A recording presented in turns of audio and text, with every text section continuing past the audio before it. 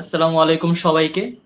চলে এসেছি বই নিয়ে কথা বলতে শব্দশৈলীর বই আড্ডার দ্বিতীয় পর্বে। শব্দশৈলীর সৌজন্যে এবং নিউজ পেপার অলিম্পিয়াডের আয়োজনে চমৎকার এই লাইভ সেশনগুলোতে প্রতিনিয়ত আমরা চমৎকার কিছু মানুষদের উপস্থিতি পেয়ে থাকি। আজকে আমাদের সাথে যে মানুষটি আছেন তিনি ভীষণ পাঠকপ্রিয় এবং তাম্রলিপি প্রকাশনের একজন লেখক। ভাইয়ার কাছ থেকে আজকে অনেক কিছু শেখার আছে। ভাইয়াকে অনেক প্রশ্ন দিয়ে অনেক জ্বালাতন করব, অনেক কিছু জানতে চাইবো, বিরক্ত করবো 1 ঘন্টা ভরে, এবং দারুণ সব গল্পের মাধ্যমে অবশ্যই। আমরা আড্ডা দিব। ভাইয়াকে আর দেরি না করে আমন্ত্রণ জানাতে চাই। আমাদের সাথে আছেন আজকে আর কেউ নয়, সোহান ভাইয়া। ভাইয়া কেমন আছেন? Thank you so much Nahid. আলহামদুলিল্লাহ বেশ ভালো আছি। Very glad to be here. জি, আপনাকে পেয়ে আমাদেরও বেশ ভালো লাগছে। আমাদের অনেকেরই একটু আক্ষেপ থেকে যায় যে বইমেলায় যেতে পারছি না, বা করোনার কারণে হয়তো বাসা থেকে বের হতে পারছি না। সব মিলিয়ে লেখকদের সাথে দেখা না হওয়ার একটা আক্ষেপ থাকে, লেখকদের সাথে দেখা না হওয়ার একটা অনুশোচনা থাকে। তো সেই জায়গা থেকে লেখকদেরকেই সরাসরি সবার সামনে নিয়ে আসা এবং লেখকদের কাছ থেকে গল্প শোনা, এই জিনিসটা শব্দশৈলীর সৌজন্য এবং নিউজ পেপার অলিম্পিয়াড এটা আয়োজন করেছে। এবং এই জায়গাতে আপনার মতন চমৎকার একজন মানুষ উপস্থিত আছেন আজকে আমাদের দ্বিতীয় পর্বে। এটা আমাদের জন্য অনেক বড় পাওয়া। আশা করছি বেশ ভালো একটি সময় কাটবে। আশা করছি সেরকমই হবে নাহিদ। আমি জিজ্ঞেস করতে ভুলে গেলাম, তোমার কি খবর, কেমন যাচ্ছে? জি ভাই, আলহামদুলিল্লাহ বেশ ভালো আছি। এবং আহ, বইমেলা নিয়ে একটু দ্বিধাগ্রস্ত আহ, আছি বেশ অনেকদিন যাবতই। আমারও প্রথম বই বের হয়েছে এই বইমেলায়। তো সেই কারণে বইমেলার সাথেও একটা বাহ! বেশ ভালো সম্পর্ক ছিল। তো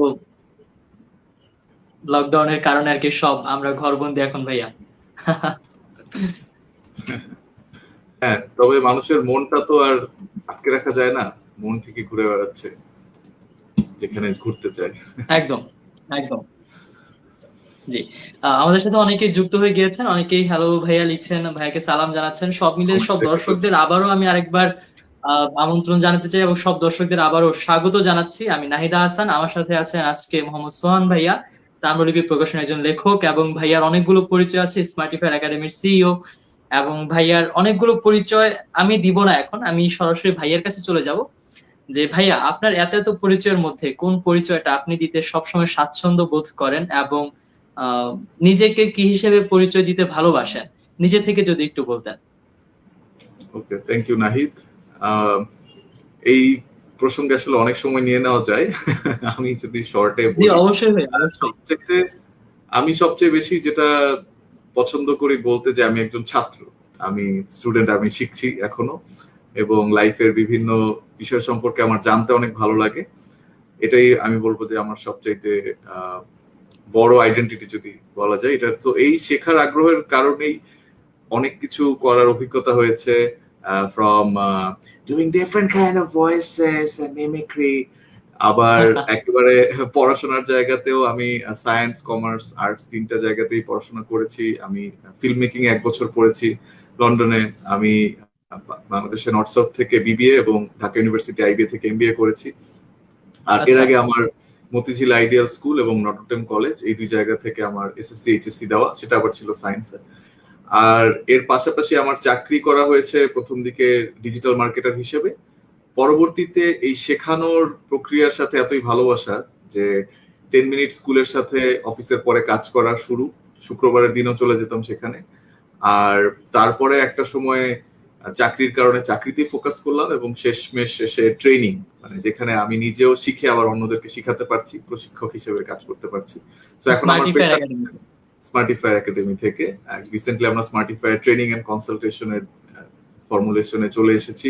বিওয়াইএলসি ভেঞ্চার্স দ্বারা আমরা কোহর্ট 2 তে একজন মেম্বার, এবং এখানে যার কেউ যদি উদ্যোক্তা থাকেন, কোহর্ট 3 এর কিন্তু রেজিস্ট্রেশন চলছে BYLC. So if you have a startup idea you can apply দেয়ার।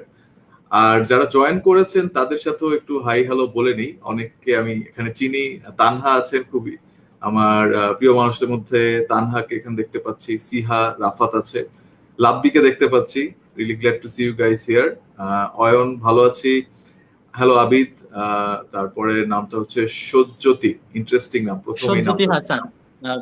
ওয়ালাইকুম আসসালাম সজ্জতি, it's very interesting name you have. Siha Zaman লিখেছেন হ্যালো ভাইয়া। হ্যালো সিহা। কালবৈশাখীর রাফাত ঝড়ে উড়ে হাসান যাচ্ছে লিখেছেন রাফাত। কালবৈশাখীর ঝড়ে। চুল তো একদম স্ট্রেট রাফাত, চুলটা তো ঝড়ো অবস্থায় থাকার কথা। ওয়ালাইকুম আসসালাম শাকিল, হ্যালো তাসফিয়া, ওয়ালাইকুম আসসালাম নাহিন, আবির, আহ, আবিদকে শুরু লিখেছেন ধন্যবাদ, হ্যালো ভাইয়া। ওয়ালাইকুম আসসালাম জিশান, এবং সঞ্জিদা, নুসরাত, সবাইকেই জানাচ্ছি সাদর সম্ভাষণ। Thank you so much for joining. Zeeshan ভালো আছি, বেশ ভালো, যদিও আহ, সময়টা এরকম যে আমরা শারীরিকভাবে সবাই একটু সন্ত্রস্ত যে আসলে কি হবে, এবং আমাদের কি ইমিউনিটিটা হবে বাড়ানোর এক্স্যাক্টলি, জন্য আমরা কাজ থিঙ্ক করছি। করতে পারছি না যে আসলে কাল কি হতে যাচ্ছে, বা হুম, অন্য অনেকেই আসলে ভালো নেই, তো সব মিলিয়ে আমরা অনেকে শারীরিকভাবে সুস্থ থাকলেও মানসিকভাবে কিন্তু আমরা অতটা ভালো থাকতে পারছি না। অনেক প্রিয় মানুষ অসুস্থ হয়ে আছে। প্রত্যেকটা বাসায় প্রত্যেকটা মানুষেরই খুঁজলে একজন দুইজনকে পাওয়া যাবে যারা এই মুহূর্তে অতটা ভালো অবস্থায় নেই। তো এটার মধ্যেও হয়তো নিজের সুস্থতার কারণে একটা কৃতজ্ঞতা, আর যারা আমরা আছি তাদেরকে কিভাবে আর একটু পজিটিভ মাইন্ডসেটে রাখা যায় সেটা নিয়ে কাজ করছি। সো ওখান থেকেও একটা ভালো লাগা অবভিয়াসলি। কাজ করছে। জি। ভাইয়া আপনার, apart from all of your identity, recently হচ্ছে রাইটার হিসেবে আমরা আপনাকে বইমেলা পাচ্ছি, এবং আপনার অনেকগুলো বই কিন্তু বেশ জনপ্রিয় হয়েছে। Smart career, personal thank branding, you. Time machine থেকে শুরু করে। ভাইয়া আপনার লেখালেখির দিকে আসাটা কবে, যে হচ্ছে আপনার একটা ইচ্ছে ছিল যে আপনি শেখাবেন মানুষকে, আফটার দ্য অফিস আওয়ার আপনি শেখাতে চলে যেতেন, আহ, একদম ফেস টু ফেস, এটা এটা একটা গুড ইন্টারাকশন যে হচ্ছে সরাসরি শেখানো। তো সেই জায়গা থেকে বই লেখার ইচ্ছাটা ঠিক কবে থেকে, এবং কি কি বই লিখতেন? আপনার লেখালেখির বিষয় সম্পর্কে একটু জানতে চাই। Thank you Nahid. আম, আসলে মনে মনে আমি অনেক বছর ধরেই লেখক। নিজেকে আচ্ছা। ছোটবেলা থেকে বই পড়ার কারণে অনেক ভালো লাগতো, এবং নিজেকে মনে মনে লেখক ভাবতাম যে একদিন একদিন তো আমি ঠিকই লিখবো। তো আমার ছোট বোন ও আমার আগে লেখা শুরু করে, এবং আচ্ছা। আলহামদুলিল্লাহ যে প্রথম আলো গোল্লা ছুট যেই একটা লেখক লেখার ম্যাগাজিন। প্রতিযোগিতা হয়, হ্যাঁ, তো হ্যাঁ। তাদের একটা প্রথম যে লেখার প্রতিযোগিতা ছিল ওখানে ছোট গল্প লিখে ও ফার্স্ট প্রাইজ পেয়েছিল। সো আমাদের গ্রেট। বাসায় তো সবাই খুব অবাক যে ওয়াও, এত ভালো একটা পুরস্কার পেয়ে গেল। তারপরে আচ্ছা। পুরস্কার নিতে গিয়ে মোহাম্মদ জাফর ইকবাল স্যার ওর ব্যাপারে অনেক প্রশংসা করলো, যারা যারা ওর লেখা পড়েছিল তারা প্রশংসা করলো। তো আই রিমেম্বার আমি তখন হচ্ছে কলেজে পড়ি। সো আমার মনে হচ্ছিল যে না, একদিন তো আমিও লিখবো। হ্যাঁ। একদিন আমারও মেরা দিন ভি আয়েগা, ঠিক আছে, এই দিন দিন না আরো দিন আছে। So I was very happy for her. But আমার চিন্তা ভাবনাটা আমার মনে হতো যে অনেক মানে একটা বই লিখতে গেলে যে পরিমাণ ডিসিপ্লিন লাগে এবং যে পরিমাণ স্পষ্টতা লাগে নিজের চিন্তার, সেটার জন্য আসলে আমার সময় লেগেছে। সো ওই বীজটা আমি ক্লাস 5-6 থেকেই অনুভব করতাম নিজের মধ্যে আছে। ছোটখাটো হালকা পাতলা কিছু লিখেছি, কিন্তু বই লেখার গাছটা হচ্ছে এই বলা যায় গত বছর প্যান্ডেমিকের কারণে অনেক বেশি ত্বরান্বিত হলো। সো রাইটিং আমি এনজয় করতাম মাঝে মাঝে, মানে কালের মধ্যে দু একটু একটা। থামাই ভাইয়াকে। হ্যাঁ না, আমরা ছোটবেলা থেকে অনেকে অনেক ধরনের বই পড়ে বড় হই। কেউ গোয়েন্দা বই গোয়েন্দা ভিত্তিক গল্প উপন্যাস পড়তে ভালোবাসতাম, কেউ একটু হরর, আহ অতিপ্রাকৃত উপন্যাস পড়তে ভালোবাসতাম, কেউ একটু আহ প্রেমের উপন্যাস। সামাজিক উপন্যাস, নানান কিছু। তো ভাইয়া সবকিছু বাদ দিয়ে আত্ম উন্নয়নমূলক বইগুলোতে কেন ঝুঁকলেন, এই জিনিসটা একটু জানতে চাই। আচ্ছা, সো আত্ম উন্নয়নমূলক বইয়ে ঢোকার মূল কারণটা প্রথমে ছিল খুবই স্বার্থপর, এবং তারপরে সেটা পরার্থপর। সো আমি আত্ম উন্নয়নমূলক যে বই, মানে নন ফিকশন যে বইগুলি সেলফ ডেভেলপমেন্ট নিয়ে, সেটা নিয়ে আমার খুব একটা ফ্যাসিনেশন ছিল না। আমি প্রাইমারিলি খুবই ফিকশন রিডার, এবং আমার শরৎচন্দ্রের সমগ্র, মোহাম্মদ জাফর ইকবাল সমগ্র, হুমায়ুন আহমেদের যত বই আশেপাশে পাওয়া গেছে, এবং হিমু সমগ্র, মিসির আলী সমগ্র, এগুলি সবই পড়া শেষ। সুনীলের অনেকগুলি বই, তারপরে উপন্যাস, সুনীল গঙ্গোপাধ্যায়ের, তারপরে শীর্ষেন্দু, ওনারও কিছু উপন্যাস পড়েছি। তারপর তিন গোয়েন্দা অনেক পড়া হতো, টিন কমিক্স অনেক পড়া হতো। তো আমি ফিকশনে ছিলাম, আর পড়াশোনায় আমি এমনি ভালো মোটামুটি ছিলাম। তো সেই কারণে দেখা যেত যে নন ফিকশন পড়তে গিয়ে মনে হতো আরে ধুর, এগুলো তো আমি পারি, এগুলো তো আমি জানি। তো আমার মধ্যে ওই অহংবোধটা তখন ছিল। কম বয়সে থাকলে মাথায় অনেক জিদ থাকলে যেটা হয়। তো যখন আমি লন্ডন থেকে পড়াশোনা করে দেশে আসি, ওই সময়টা আমার লাইফের একটা ক্রিটিক্যালি টার্নিং পয়েন্ট। কারণ টার্নিং ওই পয়েন্ট। সময়টার আগে আমার লাইফটা বলা যায় যে মানে একদমই হতাশামুক্ত ছিল, এবং আমি যেটাই করতে চাইতাম সেটাই পারতাম, পড়াশোনা আমার জন্য সহজ ছিল। কিন্তু ফিল্মের লাইনে পড়তে গিয়ে I faced a lot of struggles, যে কারণে আমার ইচ্ছা ছিল যে আমি লন্ডন থেকে হলিউড যাব, কিন্তু ওখানে গিয়ে আমার কনফিডেন্সটা চলে গেল। তো সেটার কারণে পরবর্তীতে আমি পড়াশোনা শেষ করলাম, কিন্তু হলিউড মুখে না হয়ে আবার ঢাকা ফেরত আসলাম, যেটা আমি কখনোই কল্পনা করি নাই, আমার পরিচিত কেউ কখনো কল্পনা করে নাই যে আমি একটা কিছুতে ফেল করে চলে আসতে পারি। তো তখন আমি খুবই ডিপ্রেসড একটা সিচুয়েশনে ছিলাম, সারাক্ষণ খারাপ মানে লাগতো। একটা র্যান্ডম গ্রোথ থেকে হঠাৎ করে একটা ফল করা আর কি, সুপার গ্রোথ আর কি, কখনোই সুপার আটকানো গ্রোথ। লাগেনি। সেখান হ্যাঁ থেকে হ্যাঁ আর কি একদম ফল, মানে কেন আমি বাইরে গেলাম, তাহলে কেন আটকে গেলাম। এটা তো অনেক বড় একটা ধাক্কা ছিল তাহলে আপনার জন্য। হ্যাঁ, এটাই, মানে যেহেতু আগে ওরকম কখনো প্রবলেম হয়নি, ফার্স্ট টাইম একদম হিউজ একটা ফেলিয়ার। সো তখন আমি আস্তে আস্তে আম, যখন একটু মাথা ঠান্ডা হলো, ডিপ্রেশনটা গেল, চাকরি করা শুরু করলাম, এর পাশাপাশি আইবি এর প্রিপারেশন নেওয়া শুরু করলাম, তারপর আইবিএ তে চান্স পেলাম। তো এখানেই লাস্ট পয়েন্টটা, যে আমি যখন আইবিএ তে আবার চান্স পেলাম, ততদিনে আমার ফ্রেন্ডরা অনেক দূর ভালো করছে, অনেকের পিএইচডি প্রায় শেষের পথে, অনেকে ইউনিভার্সিটিতে লেকচারার থেকে সিনিয়র লেকচারার হয়ে যাচ্ছে, কিংবা কেউ হচ্ছে মাল্টি ন্যাশনালে ঢুকে একটা এক্সিকিউটিভ থেকে সিনিয়র এক্সিকিউটিভ বা অ্যাসিস্ট্যান্ট ম্যানেজারের পথে আগাচ্ছে। তো সেখানে আমি আবার এমবিএ করতে যাচ্ছি। তো তখন আমার নন ফিকশনের প্রতি ইচ্ছাটা আসে যে আচ্ছা, সবার কাছে 24 ঘন্টা, তাহলে আমি এই বইগুলো পড়ে আমি বের করব যে কিভাবে আমি আরো তাড়াতাড়ি আরো এফিশিয়েন্টলি সাকসেসের পথে এগিয়ে যেতে পারি, যেহেতু আমার মনে হচ্ছিল আমি পিছিয়ে গেছি। এই হচ্ছে স্বার্থপরের গল্প। আর পরার্থপরতা সেটা হচ্ছে যে এমনিতে আমার আগে থেকে শেখাতে ভালো লাগতো। তো যখন আসলে আমি এটা বলবো কি, একজন লেখক, নাহিদ, যেহেতু তোমারও বই লেখা কমপ্লিট হয়েছে, তো তুমিও জানো যে মানে ভেতর থেকে আসে এটা অনেকটা। বইটাই লেখককে বলে যে আমাকে জন্ম দাও, আমাকে প্রকাশ করো, মানুষ দেখুক আমাকে। তো ওই ধরনের একটা সম্পর্কের জায়গা। তো যখন মনে হলো যে না, আমি কিছু কিছু জিনিস ভালোভাবেই জানি, বুঝতে পারি, তখন আসলে And বই people লেখার should ব্যাপার। also know about this.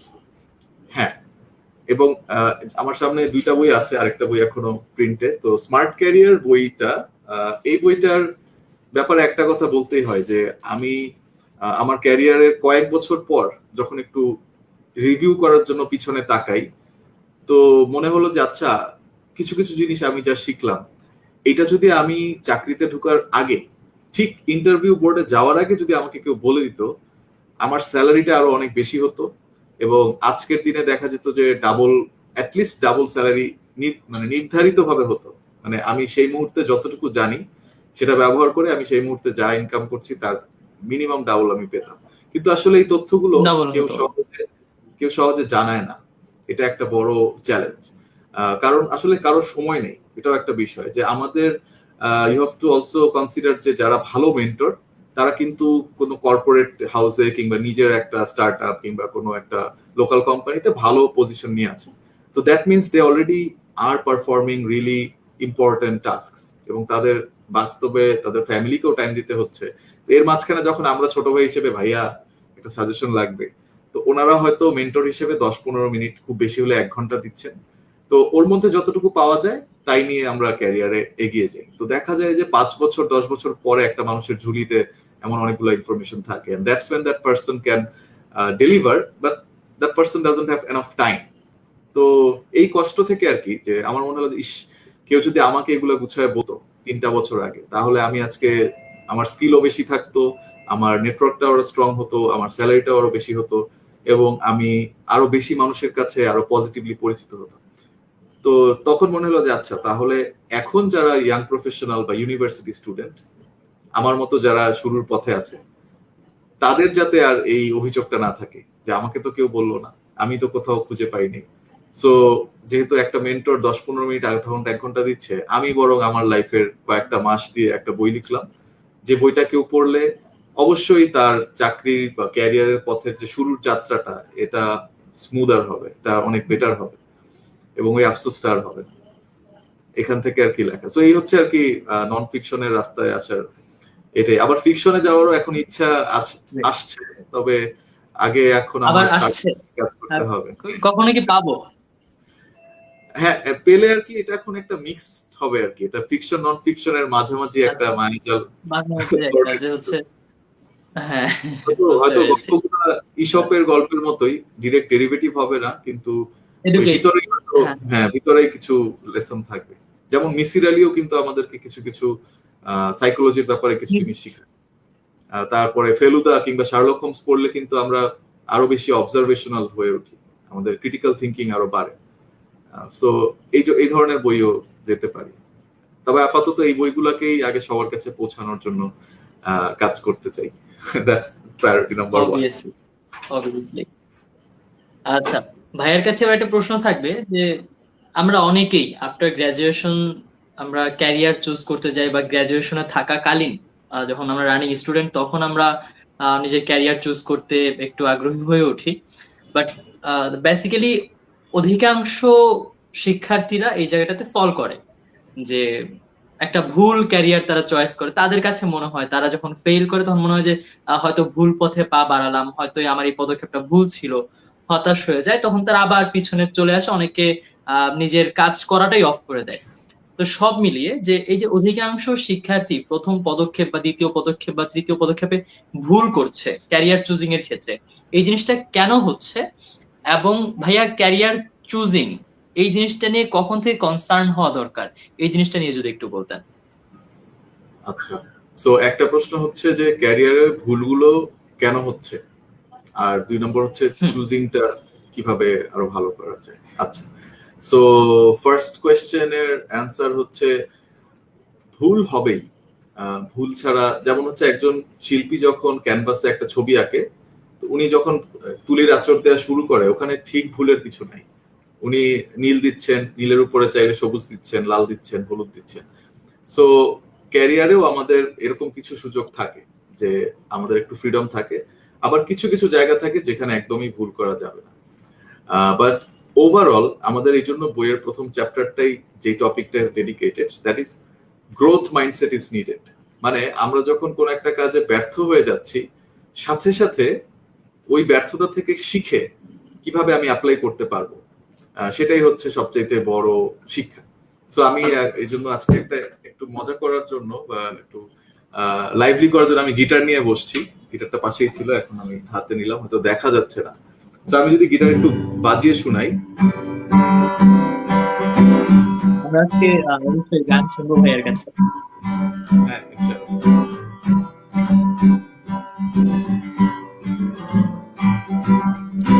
আমি কিন্তু মাঝখানে একটা দুটো কর্ড ইচ্ছা করে ভুল বাজালাম, হ্যাঁ, বাট ওভারঅল কিন্তু অডিয়েন্সের কাছে, যারা খুব সূক্ষ্ম খেয়াল করে দেখতে পারবে তাদের হয়তো কানে লাগবে, বাকিদের কাছে মনে হবে না ভালোই তো গিটার বাজানো হচ্ছিল, সেশনটাতে খুব মজাই লাগছিল।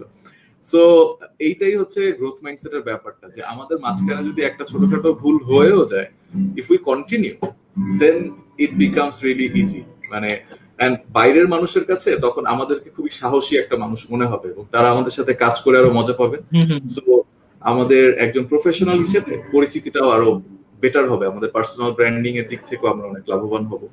সো এটা হচ্ছে একটা বড় কথা, যে যখনই কোনো ভুল হচ্ছে, ভুল থেকে সাথে সাথে শিখে এগিয়ে যাওয়াটা কিভাবে করা যায়। সো আমাদের দেশে এটা খুব একটা কমন কালচার যে আমরা একদমই ভুল সহ্য করতে পারি না। ভুল হলে মনে হয় আল্লাহ ভুল হয়ে গেছে, ইস এখন আমার কি হবে, আমাকে হ্যাঁ, একটু অনেক বেশি হাল ছেড়ে দেই। নিজে তো ফার্স্টেড হই, এবং কি অনেকে অ্যাবিউজও করে অন্য কেউ, যে হ্যাঁ, হচ্ছে। এবং পাশের বাসার আন্টিরা, যে টার্মটা চলে আসছে কমন একটা টার্ম, যে পাশের হ্যাঁ, বাসার আন্টি আমাদেরকে এসে যখন কম্পেয়ার করে তার ছেলে মেয়ের সাথে, তার আত্মীয়দের ছেলে মেয়েদের সাথে, ওই নেগেটিভিটির মধ্যে পড়ে গিয়ে আমরা অনেকে হাল ছেড়ে দিই।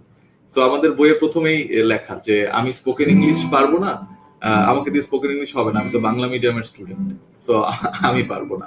আবার কেউ বলে যে আমি গিটার বাজাতে পারবো না, আমার আঙ্গুল অনেক মোটা।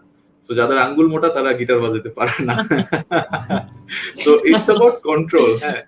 এবং গিটার একটা মানে কয়েকশো, আমি ঠিক জানি না, হয়তো 1000 বছর পুরানো একটা বাদ্যযন্ত্র। তো সেটা এমন ভাবেই বানানো যে কোনো মোটা আঙ্গুলের মানুষও বাজাতে পারবে। আর খুব কষ্ট হলে তাদের জন্য ক্লাসিক্যাল গিটার আছে। অবভিয়াসলি। ক্লাসিক্যাল গিটারে অনেক গ্যাপ থাকে, তো সেই গ্যাপ দিয়ে, আর ইনফ্যাক্ট গিটার বাজতে বাজতে আঙ্গুলগুলো আরো মোটা হয়ে যায়। But the main point is যে আমরা যখন এইসব আলতু ফালতু জিনিস চিন্তা করে থেমে যাই, সেই থেমে যাওয়াটা আমাদের একদম যাবে না। So that's first thing. And second thing, যে ক্যারিয়ারটা কি করতে চাই কবে থেকে বুঝলে ভালো, এটা যত আগে বোঝা সম্ভব, যত আগে। কেউ যদি ক্লাস 1-এ বুঝা যায়, মাশাআল্লাহ, মানে যে যত আগে বুঝবে তার জন্য তার ক্যারিয়ারের রাস্তাটা তত সুন্দর as early as possible, right? Possible. হ্যাঁ, আর এটাতে অনেকে আবার মন খারাপ করে যে আমার তো কিছু সেট করা নেই, আমি কি তাহলে ভুল পথে গেলাম? তো তাদের জন্য মেসেজটা হচ্ছে যে আরেকটা উপায় আছে যেটাতে আমি আসলাম, যে ইউ এক্সপেরিমেন্ট। আপনি অনেক কিছু ট্রাই করেন, অনেকগুলা জিনিস ট্রাই করে দেখেন, বাট এটা গ্রাজুয়েশনের আগে। আমি কিন্তু এটা বলছি না, এটা আমাদের বইও স্পষ্টভাবে বলা, যে হঠাৎ করে একটা চাকরি ভাল লাগলো না, ছেড়ে দিলাম, আরেকটা কোম্পানিতে যাই, এই কোম্পানিও ভাল লাগছে না, ছেড়ে দিলাম, আরেকটা কোম্পানিতে যাই। এটা আমরা অনেকে করে বসি, যেহেতু এখন আমরা অ্যাপ ইনস্টল করি, আনইনস্টল করি। আমরা অনেকে হয়তো আপনারা টিন্ডারে ইউজ করেন, রাইট সোয়াইপ লেফট সোয়াইপ করে। Life has become so much fast. যে ভাল লাগলো না, আনফলো করে দিলাম, ওকে ভাল লাগলো না, ব্লক করে দিলাম, ওকে ভাল লাগছে, অ্যাড করলাম। সো এই জিনিসটা আমরা কোম্পানির সাথেও করে বসি। বাট এটাতে কি হয়, in your CV you will see a lot of gaps, তাই না? যে আমি এই কোম্পানিতে 3 মাস ছিলাম, ওখানে 8 মাস ছিলাম, এখানে 4 মাস ছিলাম। কিন্তু অ্যাকচুয়ালি ক্যারিয়ারে রিয়েল, এখন অনেকে স্টুডেন্ট অবস্থায় কাজ করছেন, কিন্তু যখন আপনি একটা অফিসে কাজ করবেন গ্রাজুয়েশনের পর, এক্সপেক্ট করাই হবে যে আপনি ওই কোম্পানিতে মিনিমাম 2 থেকে 3 বছর থাকবেন। That is a must. So এইটা যদি না থাকে আপনার, তাহলে ধরে নেওয়া হবে যে আপনি অতটা আসলে লয়াল না এমপ্লয়ি হিসেবে, এবং আপনার তখন এমপ্লয়মেন্টের প্রবলেম মানে হওয়ার চান্স অনেক বেড়ে যাবে বারবার যারা সুইচ করে। হ্যাঁ, সো ক্যারিয়ারের ক্ষেত্রে এটাই, যে জানতে হবে যত আগে পারা যায়। আর না জানলে আপনি ভার্সিটি লাইফটাতে এক্সপ্লোর করতে থাকেন, এক্সপ্লোর করেন, এবং ভার্সিটি লাইফ যেতে যেতেই ঠিক করে ফেলেন যে হ্যাঁ, আমি এদিকে যেতে চাই, অ্যাটলিস্ট ইন দিস ডিরেকশন আমি যেতে চাই। Great, great. আর ভাইয়া, ভার্সিটি লাইফ থেকে যে কথাটা মাথায় আসলো, যে এই ভার্সিটি লাইফে আমরা অনেকে ওই যে বলি যে আফটার গ্রাজুয়েশন আমরা কোন একটা কাজে জয়েন করতে যাচ্ছি, তো এখন আমরা অনেকে কনসার্ন হয়ে যায়, হ্যাঁ আমার তো এই স্কিলসটা নাই, হ্যাঁ আমার তো ওই স্কিলসটা নাই, আমি তো প্রেজেন্টেশন নিয়ে একটু থতমত খেয়ে যাচ্ছি, বা আমি তো মাইক্রোসফট ওয়ার্ড ইউজ করতে পারছি না।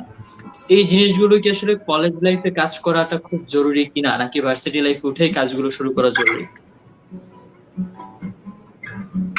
এই জিনিসগুলো আসলে যত আগে থেকে শুরু করা যায়। এখন আমাকে মানুষজন হয়তো বলে, ভাই আপনি আমাদের কাজ দিচ্ছেন, কাজ চাপাই দিচ্ছেন আগে থেকে, আমি কলেজে পড়ি, আমি এখন মজা করব, ফুর্তি করব। তো আমার ক্ষেত্রে তো ভালো লাগতো, আমার পাওয়ার পয়েন্ট শিখতে, মাইক্রোসফট ওয়ার্ড শিখতে ভালো লাগতো।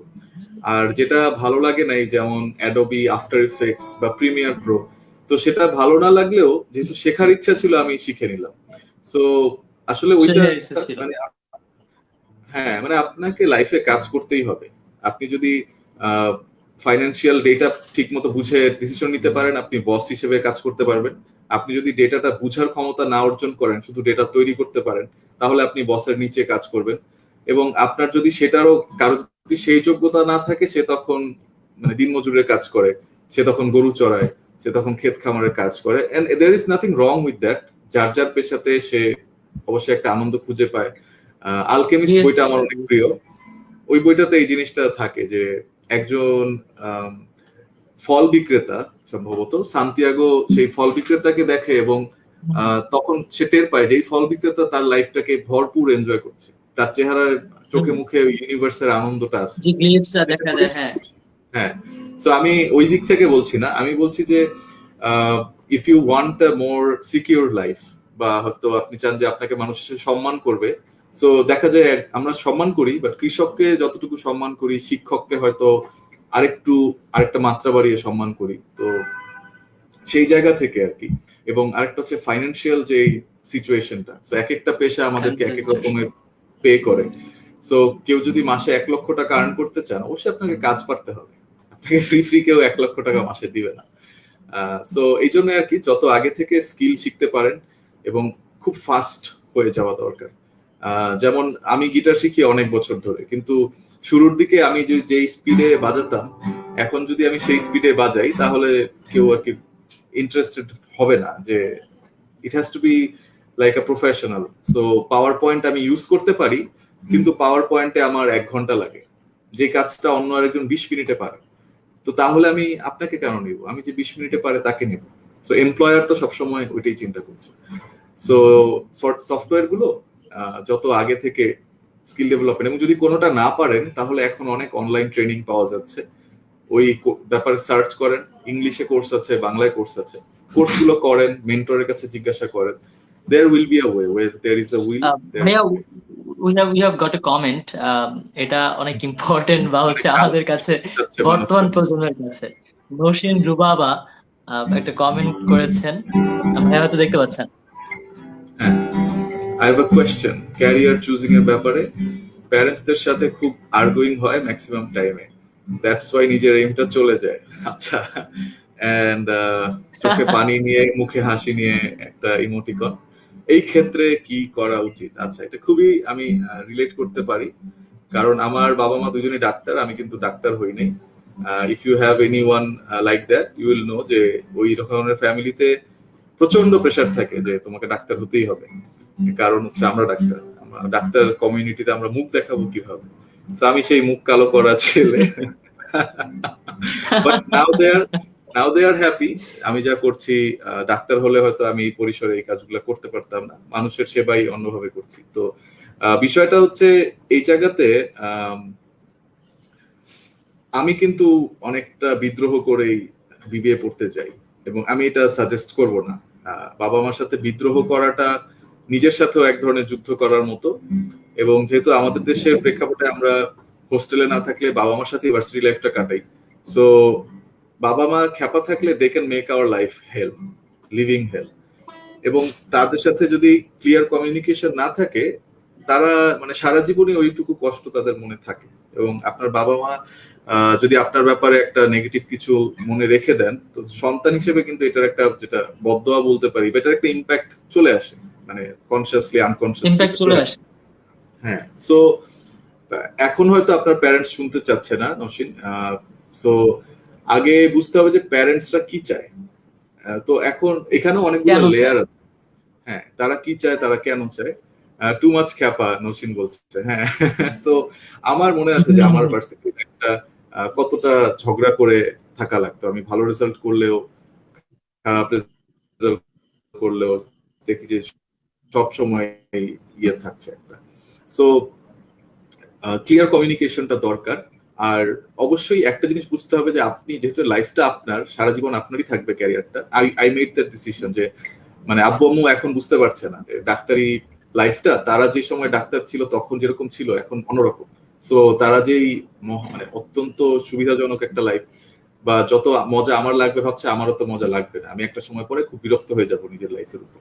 সে কারণে I made that difficult decision, এবং পরে অনেক কষ্ট টষ্ট করে এখন দে আর অলসো হ্যাপি। তো এইটা যদি আগেই আমি আমার সেই পুরনো আমার যে ওল্ডার ভার্সন, পুরানো সফটওয়্যার, তাকে যদি আমি বলতে পারতাম যে তুমি এটা তাদের সাথে ক্লিয়ারলি আগে ঠিক করে নাও, হয়তো এমন হতে পারে মাঝে মধ্যে কিছু কাজ করে তারপর জানাতে হয়, বাট জানানোর সময় তাদের সাথে ক্লিয়ারলি বুঝানো যে আমি সিদ্ধান্তটা এই জন্য নিচ্ছি এবং আমি এই জিনিসটা করতে চাই। সো এটা ইম্পর্টেন্ট। আবার এখন আমি তো আসলে নসীনের সিচুয়েশনটা, আচ্ছা নসীন একটু লিখেছে যে ব্লগিং করতে ইচ্ছা করে, ডক্টর বা ফার্মাসিস্ট চাচ্ছে। আচ্ছা, তো ব্লগিং কিন্তু এই ধরনের সাবজেক্ট নিয়েও করা যায়, doctor can also be a blogger, maybe ওই অপশনটা খারাপ না। হ্যাঁ, আর ফার্মাসিস্ট হয়েও কিন্তু কাজ করা যায়।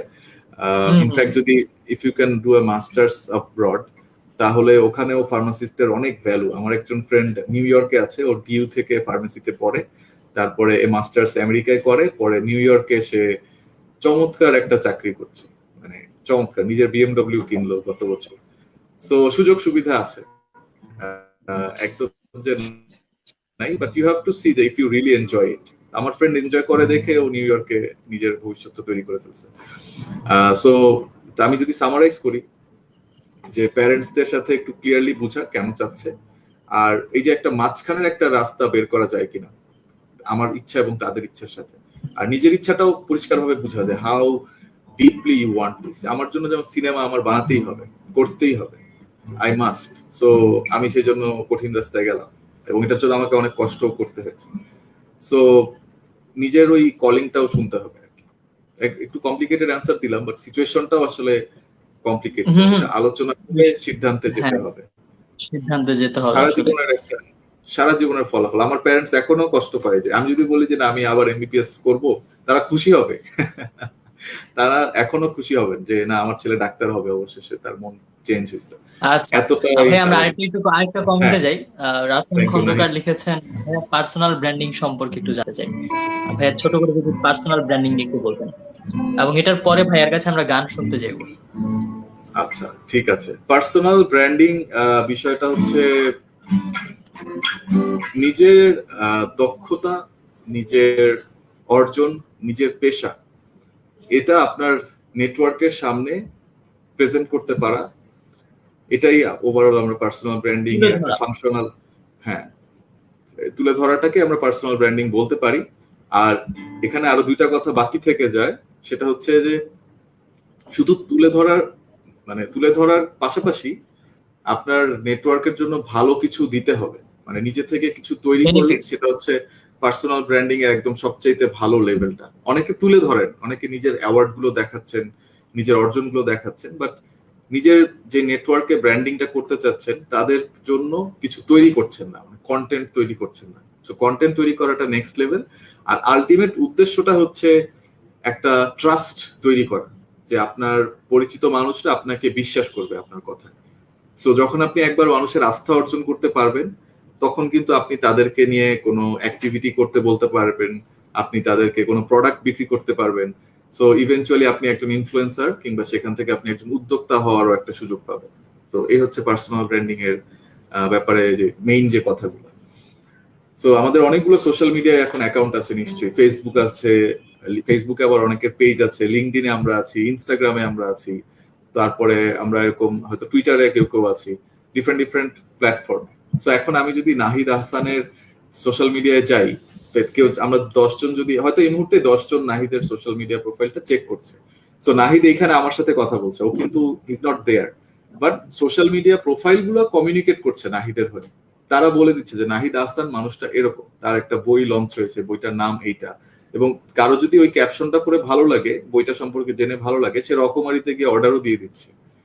সো এটা কিন্তু নাহিদের পাস্ট, অতীত যে ভার্সন, সে একটা কাজ করে রাখলো, সেটা নাহিদের বর্তমান যে ভার্সন, সেটা সুযোগ সুবিধা বেনিফিটটা পাচ্ছে। এটাই কিন্তু পার্সোনাল ব্র্যান্ডিং এর ম্যাজিকটা, যে আমরা ঘুমাচ্ছি, রাত 3টা বাজে আমি ঘুমাচ্ছি, কিন্তু আমার প্রোফাইল থেকে একটা ভিডিও দেখে কেউ আমার একটা বই কিনলো, কিংবা কেউ আমাকে একটা পজিটিভ মেসেজ দিল যে ভাই আপনার এই ভিডিওটা খুব ভালো লাগলো।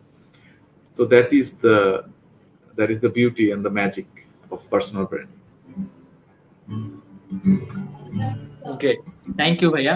ভাইয়া আপনার কাছে আমরা একটা গান শুনি। আচ্ছা, আমি এখন পুরো গান যদি গাইতে যাই অনেক টাইট হয়ে যাবে। আর আজকে ভাবছিলাম যে ক্রিয়েটিভ কিছু করব, সেটা হচ্ছে এরপরে আমরা মানে সবাই হচ্ছে কিছু কিছু লিরিক লিখবে, সেটার উপরে আমরা কিছু একটা র্যান্ডম বাজিয়ে শুনবো। জাস্ট আ মিনিট আমার এখানে। অবভিয়াসলি, ওকে। এবং ভাইয়া গান গাওয়ার শুরুতে আমরা একটু বলে রাখি যে আমাদের কিন্তু কুইজ চলছে। কুইজের উত্তর দিতে পারলেই কিন্তু প্রত্যেকটা লাইভ থেকে আমরা পুরস্কার বিতরণ করব এবং পুরস্কার দিচ্ছি। তো আজকে দ্বিতীয় লাইভের যে কুইজটি থাকবে সেই প্রশ্নটি হচ্ছে যে $1 বিলিয়ন স্টার্টআপ এই বইটির লেখক কে? আর কেউ একজন একটু কমেন্ট বক্সে প্রশ্নটা লিখে দেন যে হচ্ছে $1 বিলিয়ন স্টার্টআপ এই বইটির লেখক কে, এবং আপনারা যারা যারা উত্তর দিতে পারেন থেকে সঠিক উত্তরদাতাদের মধ্য থেকে বিজয়ী ঘোষণা করা হবে। তো ভাইয়ার গান শুনুন এবং উত্তর দিতে থাকুন। হ্যাঁ, গানটা আমি শুরু করছি।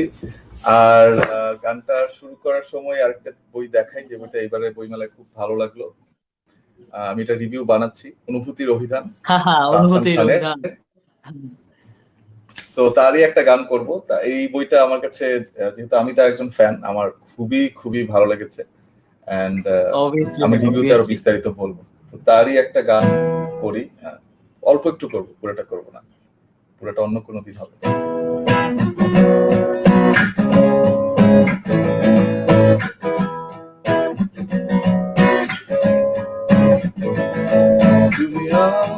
তুমি পারো না শুধু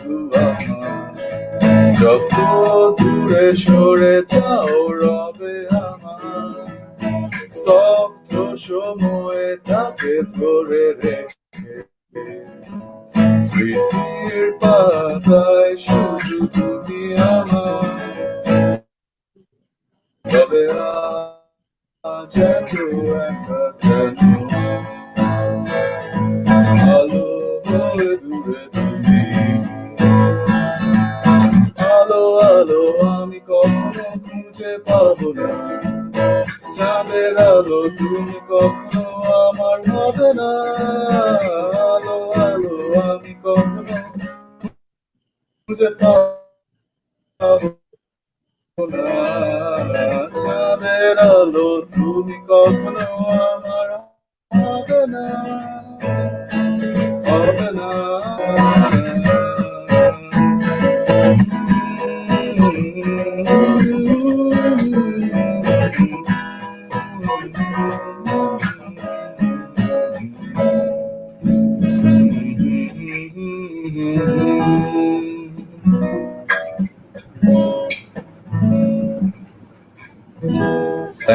Thank you so much. আমরা সবাই জোরে করতালি দিয়ে ভাইয়াকে থ্যাংক ইউ সো মাচ। ভাইয়া এই গানটা একটা সময় ছিল, আমি যখন আদমজি ক্যান্টনমেন্ট কলেজে পড়ি তখন এই গানের একটা হাই স্পিক টাইম ছিল, যে হচ্ছে এই গানটা তখন বাংলাদেশে মোটামুটি বন্ধুরা বলতো যে জাতীয় সঙ্গীত। তখন সবাই মানে প্রত্যেক দিন এমন ছিল যে টিফিন আওয়ারে মানে এই গানটা সবাই গোল হয়ে বসে গাইবেই। সো অনেকদিন পরে গানটা শুনলাম, ভালো লাগলো ভাইয়া। হ্যাঁ, thank you so much Nahid. আর আমি দেখি একটা এমনি প্রশ্ন করি, কোনো কুইজ না, এমনি দেখি কেউ বলতে পারে কিনা যে ব্ল্যাকের একটা গান আছে তাহসান ভাইয়েরই গাওয়া, সেই গানটার নাম কেউ বলতে পারে কিনা? গানটার মধ্যে খুব অদ্ভুত একটা টান আছে, সুরের একটা কাজ করা, এবং গানটার মধ্যে আচ্ছা কি ক্লু দেওয়া যায় যেটা সাথে সাথে which will not make it obvious?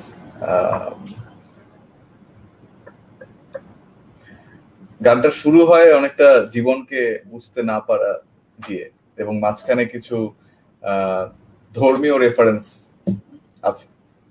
I think that should be আচ্ছা, আমরা কথা চালিয়ে যাই না, কমেন্ট বক্সে একটু কমেন্ট করে জানিয়ে দিন আসলে গানটার নাম বলতে পারে কিনা। হ্যাঁ, আমরা আমাদের আলোচনা চালিয়ে যেতে পারি। হ্যাঁ হ্যাঁ, অনেকে ভালো কমেন্ট করেছে, অসাধারণ গান। বাহ, থ্যাংক ইউ নুসরাত। হ্যাঁ, একজন আরে আশফিয়া সালসাবিল বলছে আরেক Tahsan. Thank you so much Ashfia, thank you Nusrat, thank you Marjia.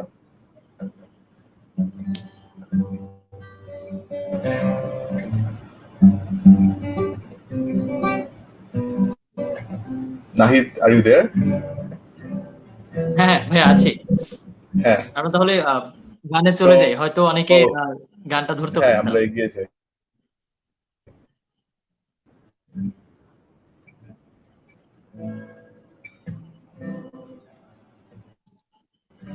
আচ্ছা, ঠিক আছে।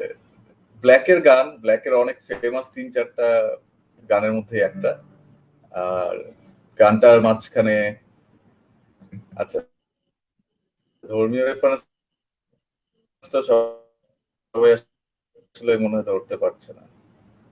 ঝড়ো গান, আচ্ছা রাফাত চাচ্ছে ঝড়ো গান, দেখা যাক সময় আগে।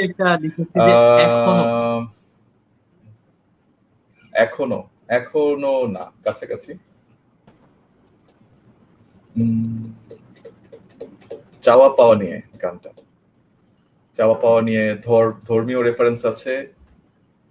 আমার পৃথিবী কাছাকাছি, আমার পৃথিবীর কাছাকাছি, আমার পৃথিবী অ্যালবামই গানটা, প্রথম অ্যালবামে। আচ্ছা, আমরা এই গানটাতে আর ফিক্স না থাকি, আমরা এগিয়ে যাই, দেখি কমেন্টে আসলে একটু পরে 5 মিনিট পরে জানাবো। বাট নাহিদ, প্রশ্ন থাকলে আমরা নেক্সট প্রশ্নে চলে যাই।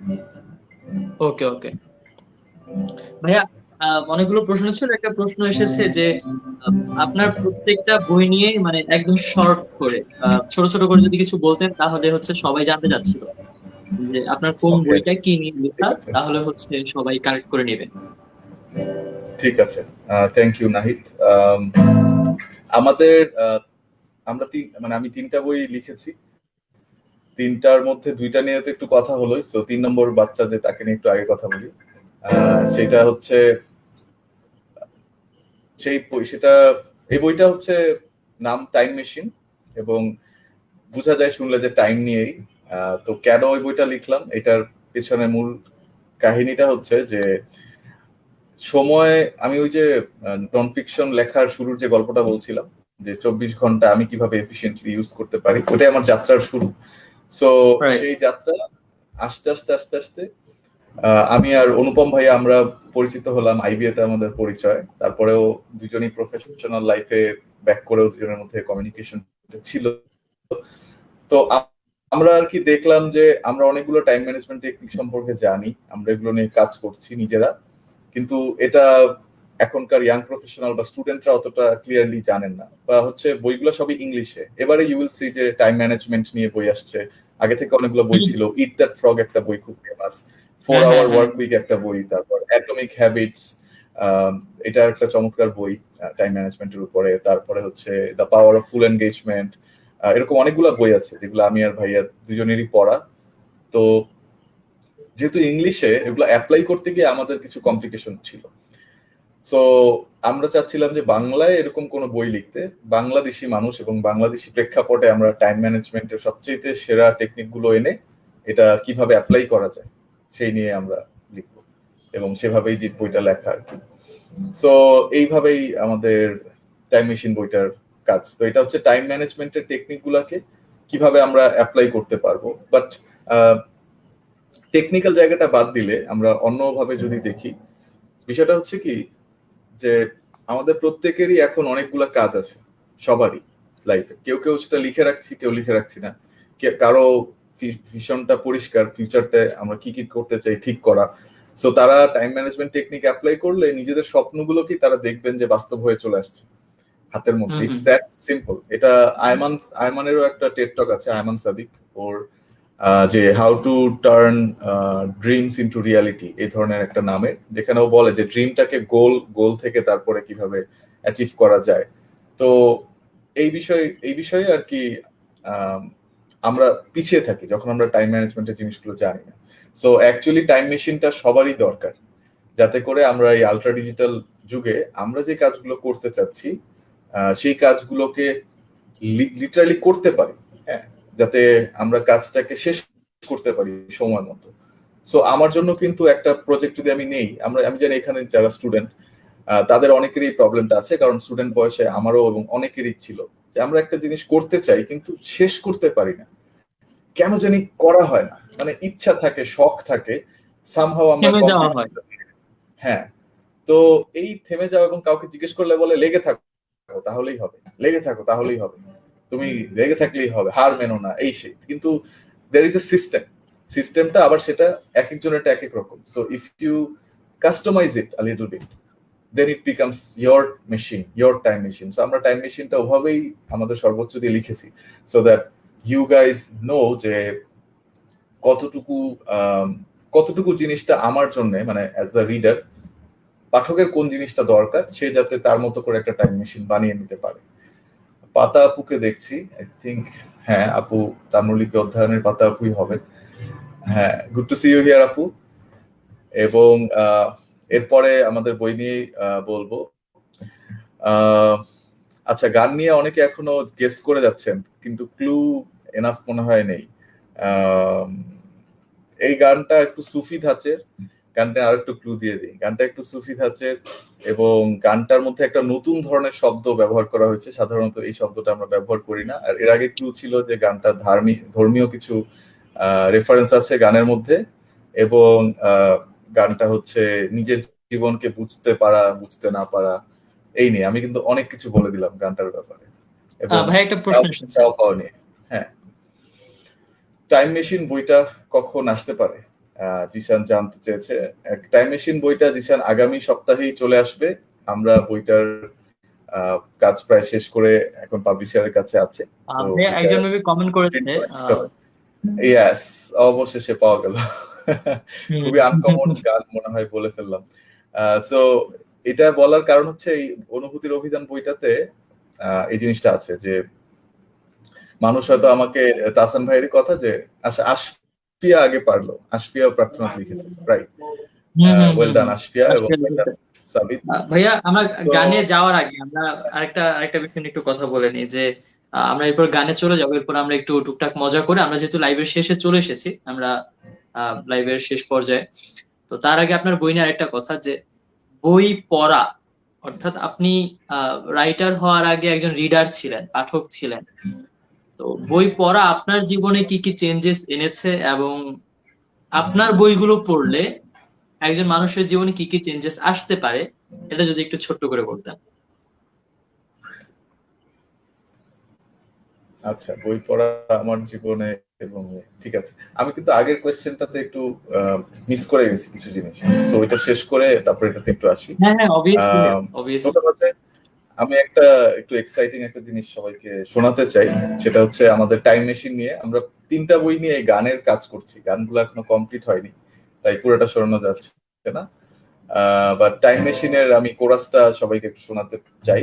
তারপরে হচ্ছে একটু পার্সোনাল ব্র্যান্ডিং স্মার্ট ক্যারিয়ার নিয়ে কথা হয়েছে, তারপর আমি ওই কোশ্চেনটা ফেরত যাবো, ঠিক আছে?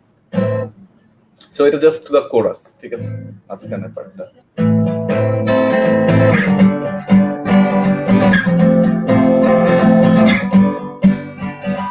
টাইম মেশিনে চড়ে যাব স্বপ্নের গন্তব্যে, টাইম মেশিনে চড়ে যাব স্বপ্নের গন্তব্যে, টাইম মেশিনে চড়ে যাব স্বপ্নের গন্তব্যে, টাইম মেশিনে চড়ে যাব স্বপ্নের গন্তব্যে। Okay, so that was the chorus part. তো এখন আমি thank you so much Nahid. আমরা পাঠক হিসেবে আসলে আসলে ছোটবেলায় বুঝতাম না, বই পড়তে ভালো লাগতো, অনেক কিছু ইমাজিন করতে পারতাম। হ্যালো বন্ধুরা, আমি কিশোর পাশা বলছি রকি বিচ থেকে, পাশা স্যালভেজ ইয়ার্ডের এখান থেকে। তো সেই গল্পগুলো পড়তে পড়তে আমেরিকার বিভিন্ন জায়গায় কিশোরদের সাথে ঘুরে ফিরে বেড়াতাম। তারপর টিনটিন পড়তে পড়তে বিভিন্ন জায়গায় ট্রাভেল করা হতো। আলটিমেটলি বই পড়ার যেই মানে এখন যদি আমি সামারাইজ করি, very simple, books are a way to update your brain. মানে বইয়ের কাজটা হচ্ছে যে ব্রেনের সফটওয়্যারটাকে আপডেট করা, নতুন একটা পার্সপেক্টিভ দেওয়া, আপডেট করা। হ্যাঁ, আমি কখনো অর্থনীতি বিষয়ে মানে মাস্টার্স করি নাই। অর্থনীতি আমাদের সাবজেক্ট ছিল বিবিএ তে, এমবিএ তেও 2টা কোর্স ছিল, কিন্তু আমি যখন এই বইটা পড়ছি যে পরার্থ পরতার অর্থনীতি, সো এই বইটা যখন আমি পড়ছি তখন কিন্তু অর্থনীতির অনেকগুলো অজানা জিনিস আমার সামনে আনলকড হচ্ছে। কিংবা আমি যখন এই বইটা পড়ছি যে ঠিক বেঠিক মার্কেটিং, হ্যাঁ, সো মার্কেটিং এর লাইনেরই মানুষ আমি, কিন্তু এই বইয়ে দেখা যাচ্ছে কিছু জিনিস যেটা আমি এভাবে ভাবিনি, সেই জিনিসগুলো লেখক গালিব বিন মোহাম্মদ গালিব ভাইয়ের চমৎকার লেখায় সেই জিনিসগুলো ফুটে উঠছে। সো বই হচ্ছে আমাদের ঠিক বেঠিক মার্কেটিং এ আপডেট করে। হ্যাঁ, ঠিক বেঠিক মার্কেটিং, এটা হচ্ছে গালিব ভাইয়ের যেটা। তো এই জিনিসটা মেনশন করলাম এই জন্য যে এই যে তাহসান ভাইয়ের বইটাও যেটা দেখালাম, অনুভূতির অভিধান, বা মুনির ভাইয়ের অ্যাকচুয়ালি 2টা বই আমার সামনে আছে, বিলিয়ন ডলার স্টার্টআপটা অন্য কোথাও, ইমোশনাল মার্কেটিং, তারপরে হচ্ছে গ্রোথ হ্যাকিং মার্কেটিং, এই 2টা বই। হ্যাঁ, সো এই প্রত্যেকটা বই কি করছে যে আমার ব্রেনের সফটওয়্যারে নতুন একটা আপডেট দিচ্ছে, এবং তাতে করে আমি একটা বেটার হিউম্যান বিইং এ পরিণত হচ্ছি।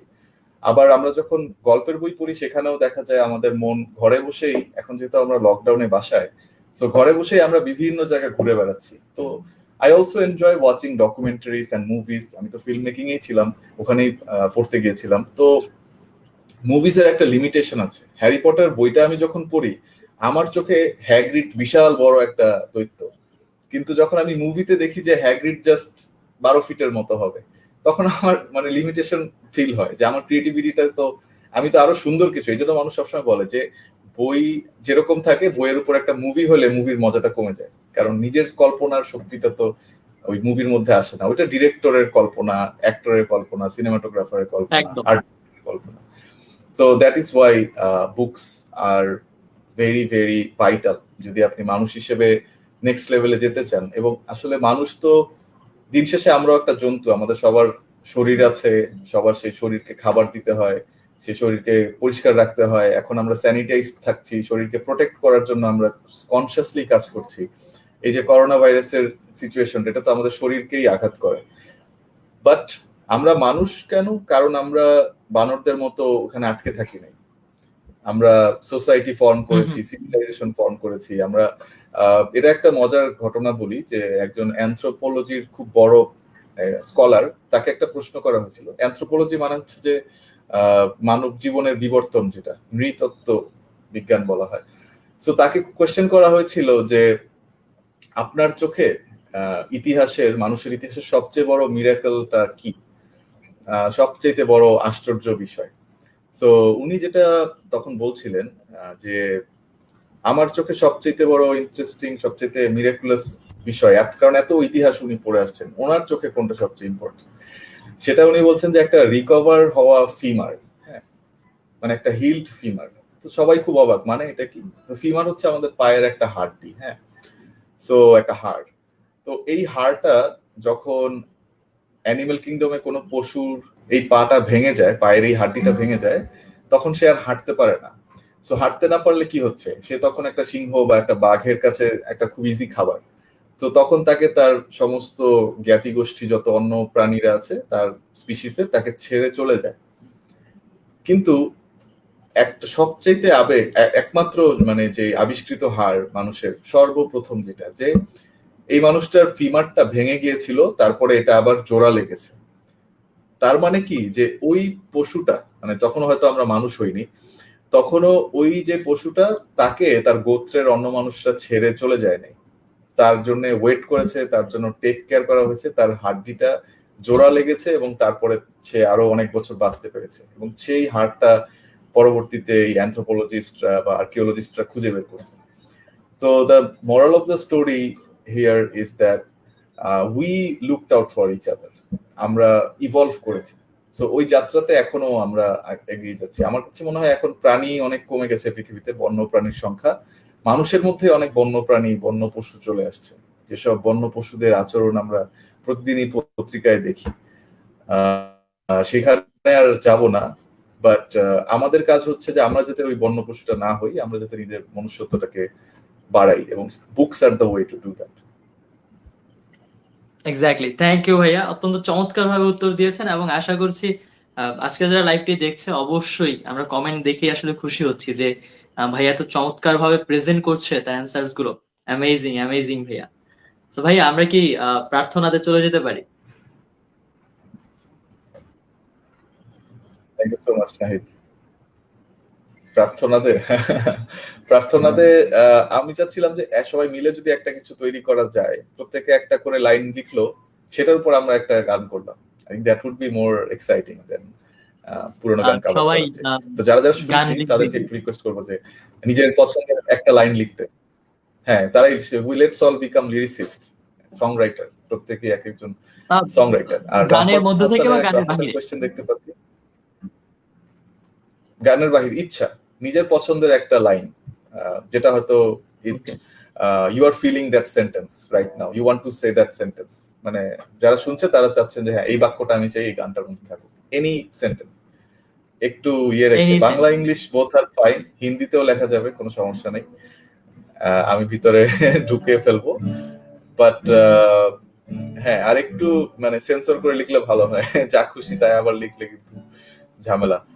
সো ন্যাশনাল নিউজ পেপার অলিম্পিয়াডেরও এখানে একটা প্রেস্টিজের বিষয় আছে, আমাদের বিষয় আছে। সো দেখি কে কি লিখছে। আর আরেকটা কোয়েশ্চেন, দুইটা question.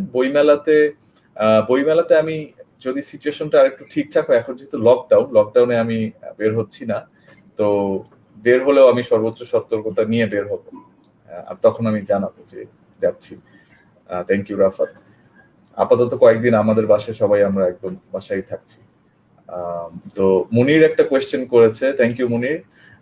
What would be my advice to someone who aspires to be a writer? So আমার অ্যাডভাইসটা হবে রাইটার হিসেবে আসলে অনেক কিছু। সবচেয়ে ইম্পর্টেন্ট বিষয়টা হচ্ছে রাইট, মানে কিপ রাইটিং, খারাপ হোক ভালো হোক, কেউ দেখুক কেউ না দেখুক, কিপ রাইটিং। আমি তো মনে মনে লেখক ছিলাম, মনে মনেই লিখতাম হয়তো, একটা সময় আমি মনে মনে লিখতাম। তো আমার মতো না হয়ে লিখতে থাকলে আরো ভালো, then people can see and আরো কুইকলি ইউ ক্যান। গান আসছে, লিরিক্স আসছে। আমি মুক্ত হতে চাই, ফিরিয়ে দাও সেই পৃথিবী আমায়। রাফাত তো নেসক্যাফে বানায় ফেলতেছে, চলো সবাই জীবনের আহ্বানে সামনে এগিয়ে যায়। এটা তো নেসক্যাফে হয়ে গেল। আচ্ছা ঠিক আছে, অসুবিধা নেই, নেসক্যাফে সই। আর কোন লিরিক আসলো না?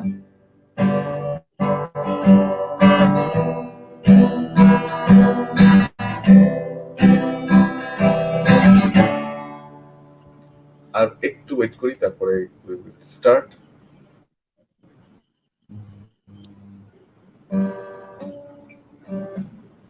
সবাই কমেন্ট বক্সে নিজের মনের কথা লিখে ফেলো।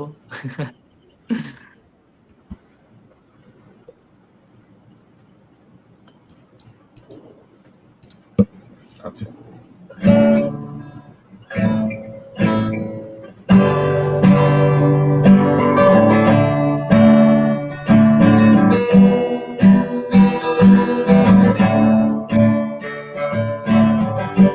লকডাউনে ঘরের মাঝে বসে সারাদিন ভাবি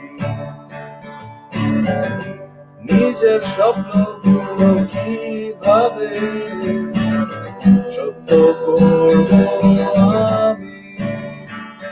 আমি মুক্ত হতে চাই, ফিরিয়ে দাও সেই পৃথিবী আমায়, আসো উড়াই মনের ঘুড়ি, নিজের মাঝে হারিয়ে ফেলি যেন সবুজ স্বীকারোক্তি, আমি যুগান্তরী। চলো সবাই জীবনের আহ্বানে সামনে এগিয়ে যায়, কফি হাউসের সেই আড্ডাটা আজ আর নেই। কবে আসবে ফিরে সেই সুদিন, মুক্ত হব কবে। It's my life, it's now or never. I know I'm not gonna live forever. In lockdown ঘরে বসে ঘুরে বেড়াই নিজের পৃথিবীতে।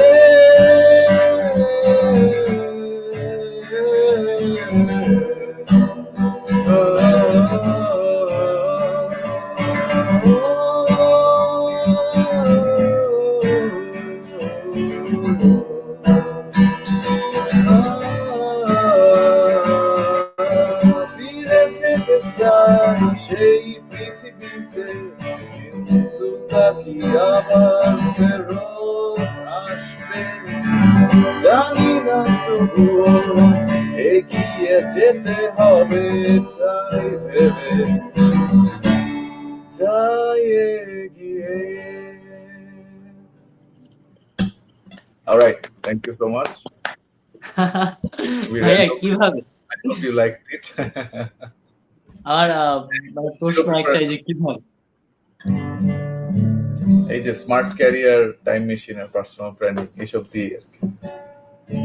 বাট টাইম মেশিনের অনেক বড় একটা অবদান আছে।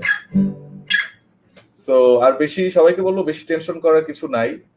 ওই যে শাহরুখ খানের একটা ফেমাস ডায়লগ আছে, এই बड़ी बड़ी छोटी छोटी बातें होती रहती है सिनोरिटा नहीं।